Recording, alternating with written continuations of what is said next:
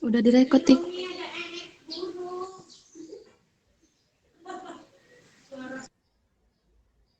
Tika.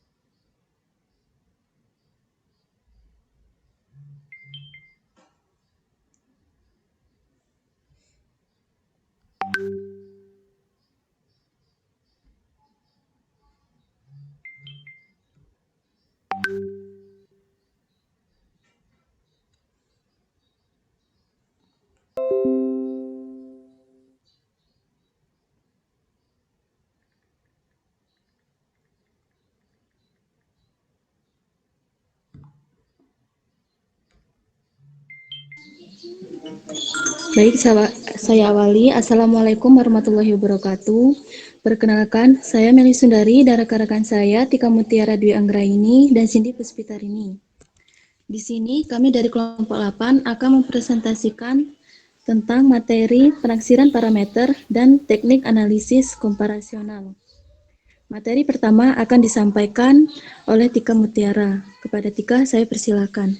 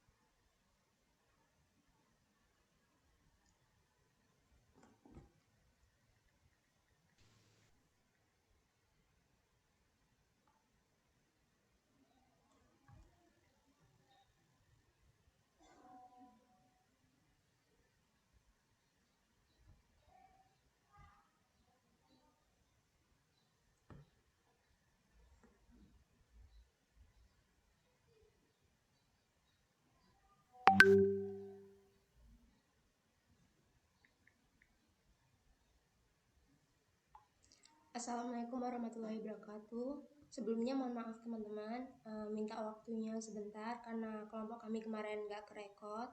Jadi rekod ulang. Kami dari kelompok 8 akan melakukan presentasi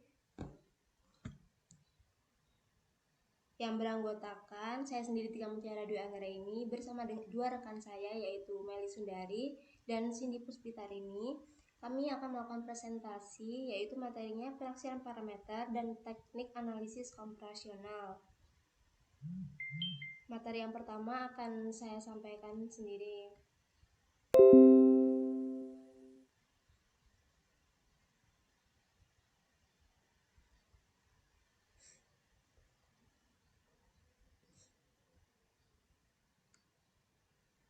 Yang pertama yaitu penaksiran parameter.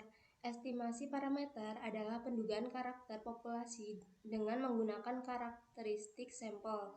Parameter populasi disebut juga dengan nilai sebenarnya dan biasanya dilambangkan dengan theta. Menaksir parameter dapat dilakukan dengan dua pendekatan yaitu Bayesian dan klasik. Perbedaan antara statistika inferensial dan ilmu nujum terletak pada slogan atau metode. Ilmu nujum selalu sesumbar dengan berkata pasti benar atau pasti terjadi. Sebaliknya, kesimpulan statistik justru mengatakan tidak semua benar atau lebih tepatnya dari sekian kasus atau dari sekian ulangan pasti ada yang keliru atau tidak sesuai dengan kesimpulan. Lambang parameter dan statistik. Di sini ada rata-rata yaitu lambang parameternya itu mu dan lambang statistiknya itu yaitu X bar. Lalu ada varians, lambang parameternya sigma kuadrat dan lambang statistiknya S kuadrat. Simpangan baku yaitu lambang parameternya sigma dan lambang statistiknya S. Jumlah observasi, lambang parameternya N besar dan lambang statistiknya N kecil. Lalu ada proporsi, lambang parameternya P dan lambang statistiknya juga P. Misalkan dilakukan penelitian yang sederhana yakni penaksiran tinggi badan mahasiswa di suatu universitas. Dari hasil penelitian disimpulkan bahwa tinggi mahasiswa berkisar antara 50 cm sampai 250 cm. Taksiran tersebut jelas peluangnya besar, mungkin 100% atau 1. Tapi tidak dapat diandalkan karena rentangnya terlalu lebar. Itulah sebabnya diperlukan suatu penaksiran yang handal, yakni penaksiran yang sebarannya sempit, namun peluang kebenarannya tinggi.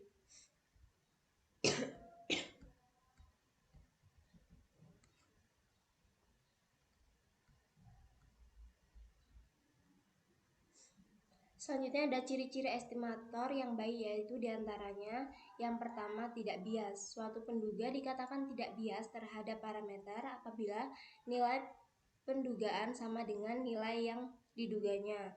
Yang kedua ada efisien apabila penduganya tersebut memiliki varians yang kecil. Yang ketiga ada konsisten. Jika ukuran sampel makin bertambah, maka pendugaan akan mendekati parameter.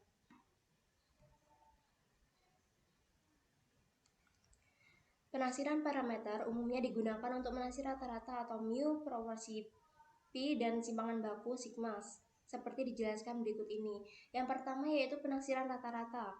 Untuk menaksir nilai tengah, mu digunakan sebaran Z atau sebaran T, tergantung pada varians diketahui atau tidak, dan asumsi sebaran data normal atau tidak. Penggunaan rumus sebaran normal Z atau sebaran student T dijelaskan berikut ini. Yang A, kasus pertama, kasus 1. Varians sigma kuadrat diketahui dan populasi berdistribusi normal. Bila ialah rata contoh acak berukuran N yang diambil dari suatu populasi yang variansnya sigma kuadrat yang diketahui, maka interval kepercayaan bagi rata ialah S bar dikurang Z alpha per 2 dikali sigma per akar N dikali akar N min N per N min 1 kurang dari mu kurang dari X bar dikurang Z alpha per 2 dikali sigma per akar N dikali akar N min N per N min 1. Apabila N jauh lebih kecil dibandingkan N atau N per N kurang dari 5%, maka interval taksiran tersebut adalah S bar dikurang Z alpha per 2 dikali sigma per akar N kurang dari mu kurang dari X bar dikurang Z alpha per 2 dikali sigma per akar N.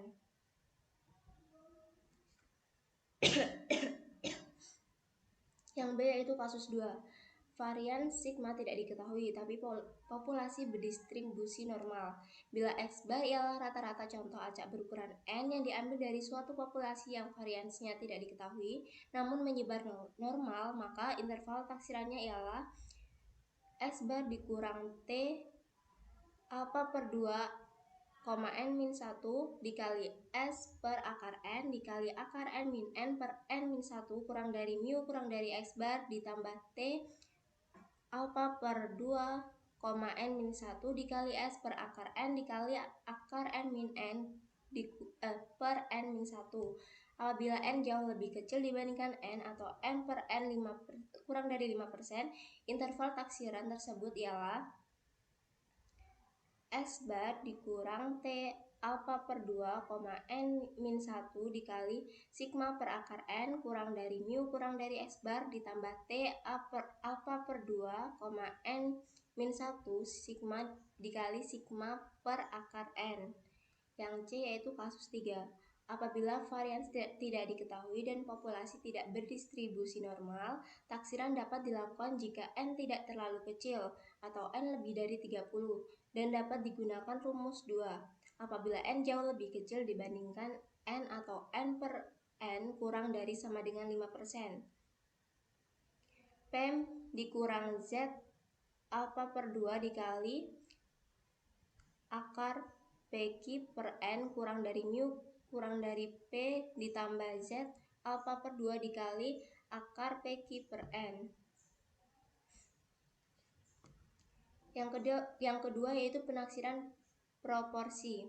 Bila P ialah proporsi keberhasilan dalam suatu contoh acak berukuran N dan Q ialah 1 min P, maka interval kepercayaan 1 min alfa proporsi mu ialah P dikurang Z alfa per 2 dikali akar PQ per N kurang dari mu kurang dari P ditambah Z alfa per 2 dikali akar PQ per N. Yang ketiga yaitu penaksiran simpangan baku. Bila S kuadrat ialah ragam contoh acak berukuran N yang ditarik dari suatu populasi berdistribusi normal, maka interval kepercayaan 100% bagi parameter sigma kuadrat ialah N-1 dikali S kuadrat per X kuadrat alfa per 2, N-1 kurang dari sigma kuadrat kurang dari N-1 dikali S kuadrat per X kuadrat 1 min alfa per 2, N-1. Baiklah, untuk materi selanjutnya akan dilanjutkan oleh Cindy Puspitarini. 4. Penaksiran selisih rata-rata. Sama seperti penaksiran rata-rata, rumus untuk penaksiran selisih rata-rata tergantung pada informasi tentang ragam populasi, diketahui atau tidak, dan dapat diasumsikan sama atau tidak. Kasus A. Yang A kasus 1, ragam populasi diketahui.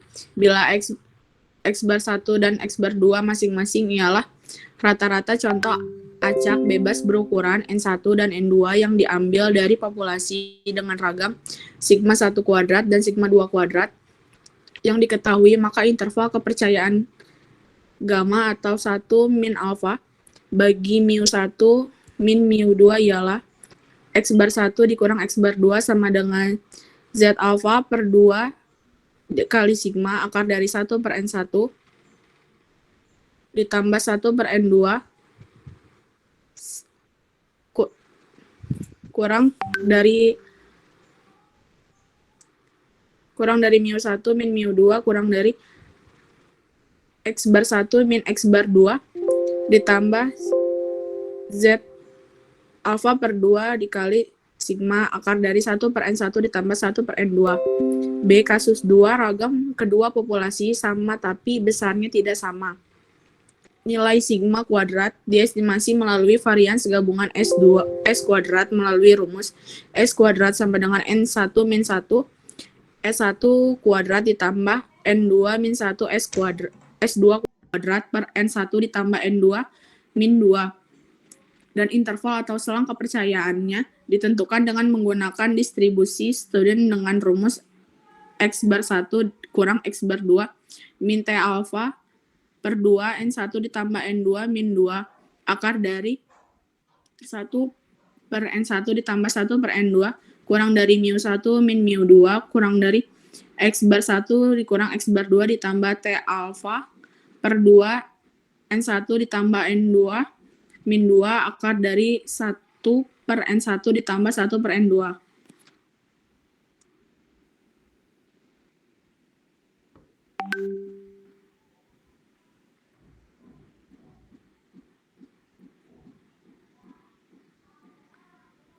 C. Kasus 3, ragam tidak sama dan tidak diketahui. Apabila ragam populasi tidak sama dan tidak diketahui, taksiran interval hanya dapat dilakukan pada sampel berukuran besar, yakni dengan asumsi nilai sigma 1 sama dengan S1 dan sigma 2 sama dengan S2.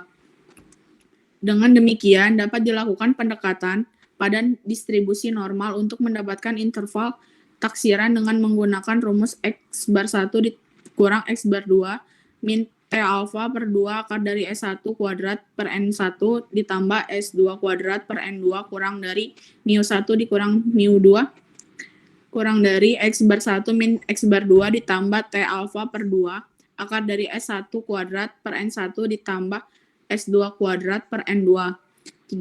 Yang keempat, kasus 4, observasi berpasangan atau dependen.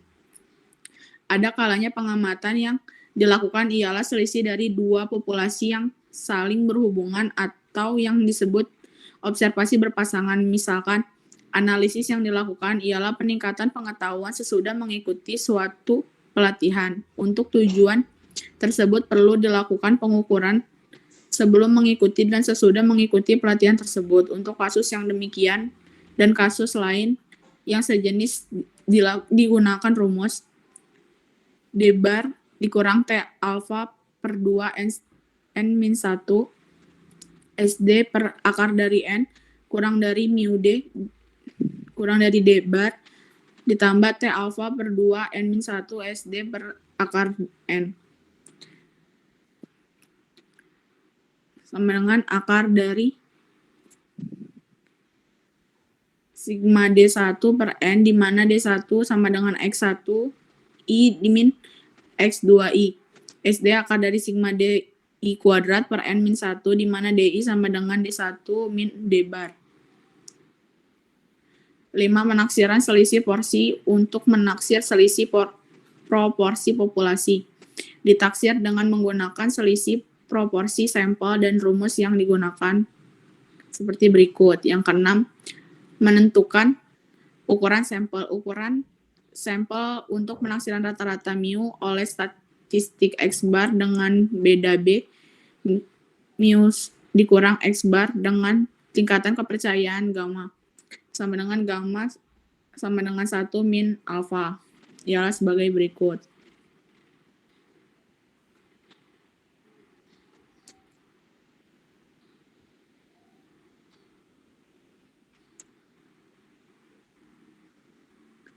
Teknik analisis komparasional. Analisis komparasional yang dimaksud adalah analisis statistik yang membandingkan dua sampel yang tidak saling berhubungan maupun antar dua sampel yang saling berhubungan, baik dengan sampel besar maupun sampel kecil. Teknik analisis komparasi yang merupakan salah satu teknik yang terdapat pada jenis penelitian kuantitatif dengan menggunakan statistik parameter. Statistik parameter sendiri adalah formula matematika yang menguji hipotesis berdasarkan 3 asumsi, yakni karakteristik sampel yang berdistribusi normal, varian pada kelompok sampel yang homogen, serta data penelitian yang akan diuji dan dianalisis harus dalam bentuk pengukuran data interval. Pengujian komparasi pada penelitian bertujuan untuk menguji hipotesis tentang ada atau tidak adanya perbedaan, peningkatan, atau perbandingan antara kelompok variabel atau sampel yang diteliti.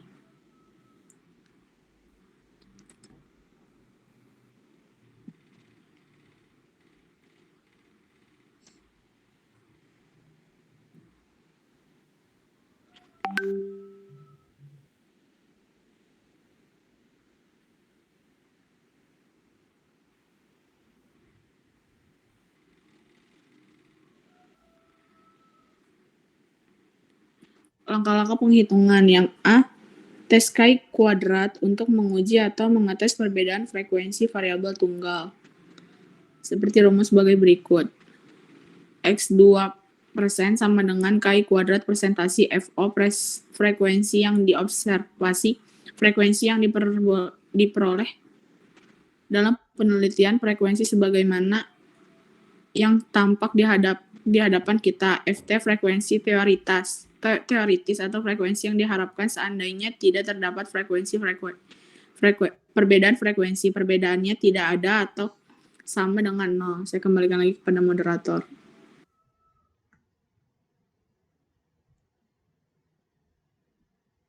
Baik, selanjutnya akan disampaikan oleh Meli Sundari.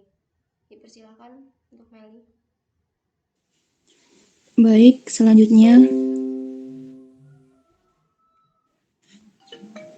Next tick. B. Tes chi kuadrat untuk menguji atau mengetes perbedaan frekuensi variabel ganda, di mana terdapat sel yang berfungsi kurang dari 10. Mencari chi kuadrat dengan cara langsung memperhitungkan frekuensi observasinya. X kuadrat sama dengan N dikali AD min BC min N per 2 pangkat 2. Dibagi A plus B dikali C plus D dikali A plus C dikali B plus D.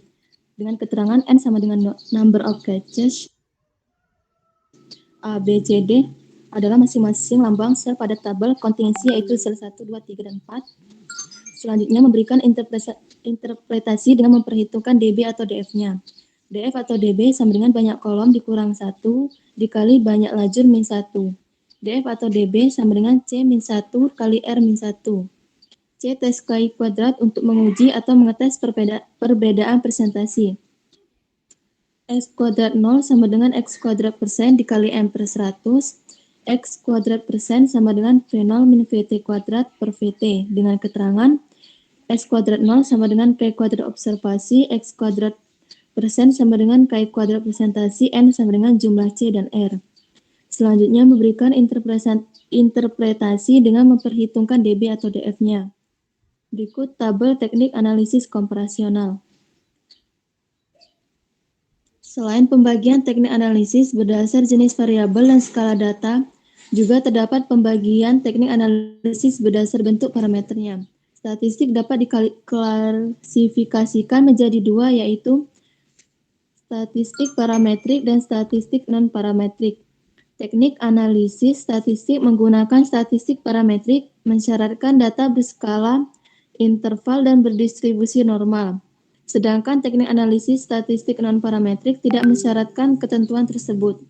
Selanjutnya ada analisis komparasional multivariat, yaitu apabila yang dianalisis adalah 3 atau lebih variabel, maka dapat digunakan teknik ANOVA atau ANACOVA. Next. Klasifikasi teknik-teknik analisis multivariat. Teknik analisis multivariat secara dasar diklasifikasi menjadi dua, yaitu analisis dependensi dan analisis interdependensi. Analisis dependensi berfungsi untuk menerangkan atau memprediksi variabel tergantung atau dependen variabel dengan menggunakan dua atau lebih variabel bebas.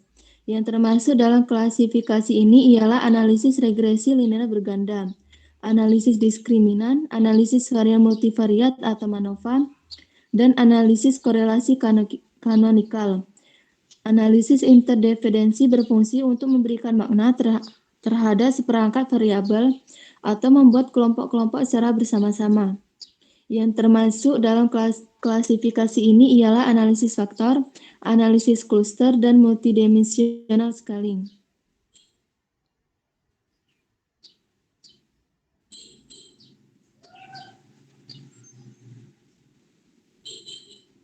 Selanjutnya kesimpulan. 1. Penaksiran dapat diartikan sebagai dugaan atau perkiraan atas sesuatu yang akan terjadi dalam kondisi tidak pasti.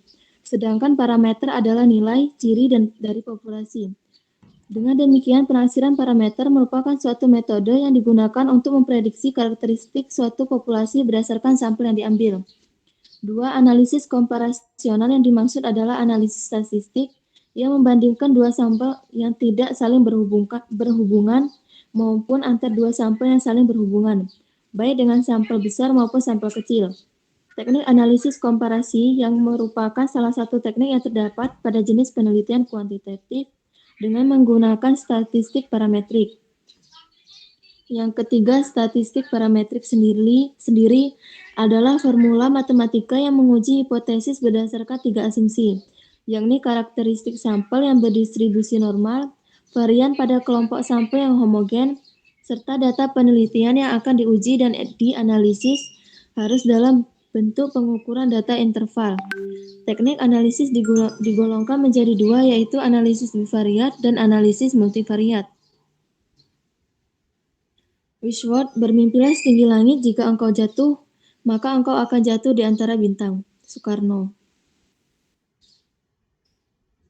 Thank you. Q&A presentasi pengujian hipotesis. Saya kembalikan ke moderator. Baik, apabila dari teman-teman masih ada materi yang kurang jelas, kami buka sesi tanya jawab. Apakah ada yang ingin bertanya?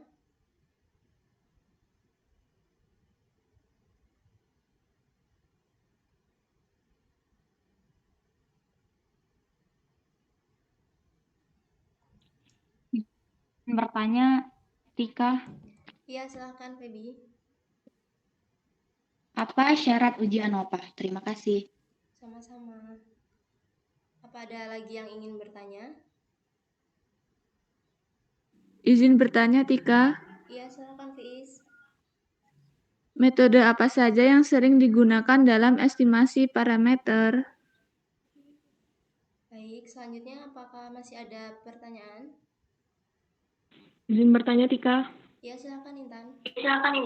Izin bertanya, jika sebuah parameter ditaksir oleh sebuah penaksir, apa yang akan terjadi? Terima kasih. Sama-sama. Baik, beri kami waktu beberapa menit untuk mempersiapkan jawabannya terlebih dahulu.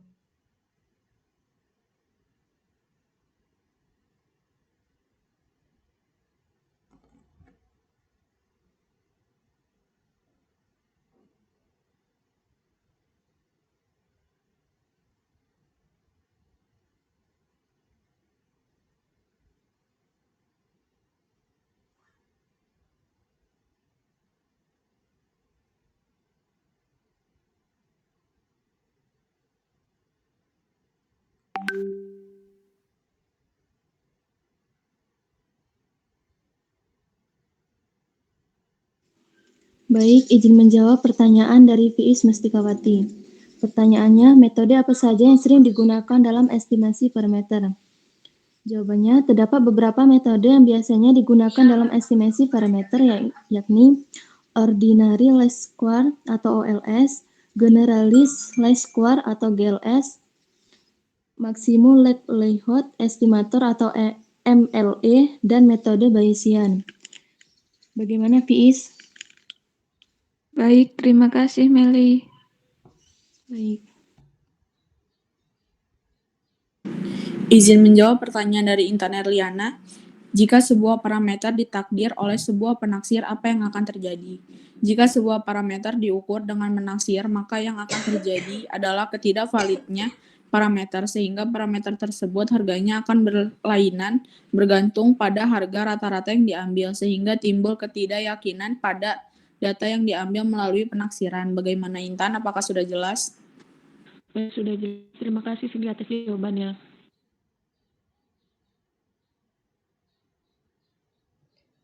Baik, saya akan menjawab pertanyaan dari Feby.